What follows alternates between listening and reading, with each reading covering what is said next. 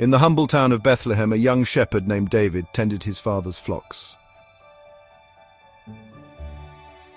Unbeknownst to him, the prophet Samuel was on a divine mission to anoint the next king of Israel, as God had rejected Saul due to his disobedience. Guided to Jesse's household, Samuel examined each of David's brothers, but none were chosen.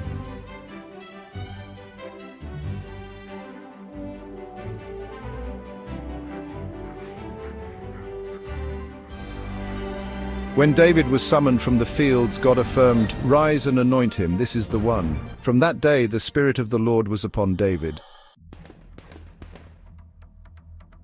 David's rise to prominence begins when he visits his brothers on the battlefield, where the Israelites are facing the Philistines.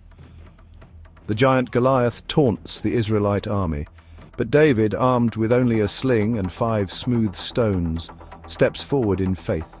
"The battle is the Lord's," he declares. The battle is the Lord's, and with a single stone he strikes Goliath down, securing a miraculous victory for Israel.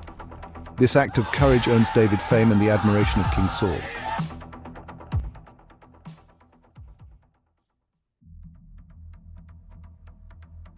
David's early life was marked by his musical talent, which brought him into King Saul's service to soothe the monarch's troubled spirit. David becomes a close companion of King Saul, playing the harp to soothe Saul's troubled spirit. He also forms a deep friendship with Saul's son Jonathan. However, Saul grows jealous of David's popularity, especially after the women sing, "Saul has slain his thousands and David his tens of thousands." Saul's jealousy turns to rage and he seeks to kill David. David flees and becomes a fugitive, hiding in the wilderness and relying on God's protection. Despite multiple opportunities to kill Saul, David spares his life, showing respect for Saul as God's anointed king. After Saul and Jonathan die in battle against the Philistines, David is anointed king of Judah in Hebron. A civil war ensues between David's followers and those loyal to Saul's house, but David eventually unites the tribes of Israel and is anointed king over all Israel.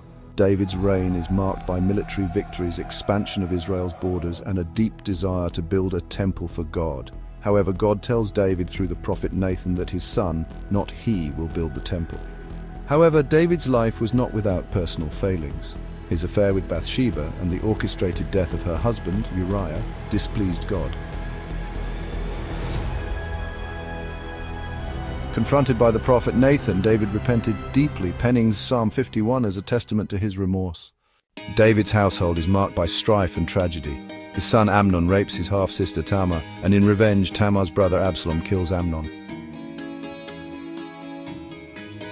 Absalom later leads a rebellion against David, forcing him to flee Jerusalem. David's heart is broken as he mourns the betrayal of his son. Absalom is eventually killed in battle, and David weeps bitterly, crying, "Oh, my son Absalom, my son Absalom, would I had died instead of you." In his later years, as David's health declined, the question of succession arose. Adonijah, one of his sons, declared himself king without David's consent. Informed by Bathsheba and the prophet Nathan, David reaffirmed his promise that Solomon, his son with Bathsheba, would succeed him. He instructed Zadok the priest and Nathan to anoint Solomon at Gihon. The ceremony was marked by public acclamation, with the people rejoicing and proclaiming, "Long live King Solomon!" This decisive action secured Solomon's position as the rightful heir to the throne. David died old, full of days and happiness, having reigned over Israel for 40 years. He is buried in Jerusalem, and Solomon ascends to the throne. David's legacy endures as a man after God's own heart, despite his flaws. His life is a testament to God's grace, mercy, and faithfulness, and his psalms continue to inspire generations.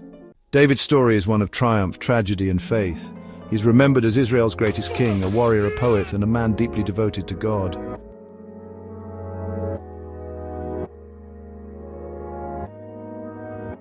Through his lineage, the Messiah, Jesus Christ, would eventually come, fulfilling God's promise to establish an eternal kingdom.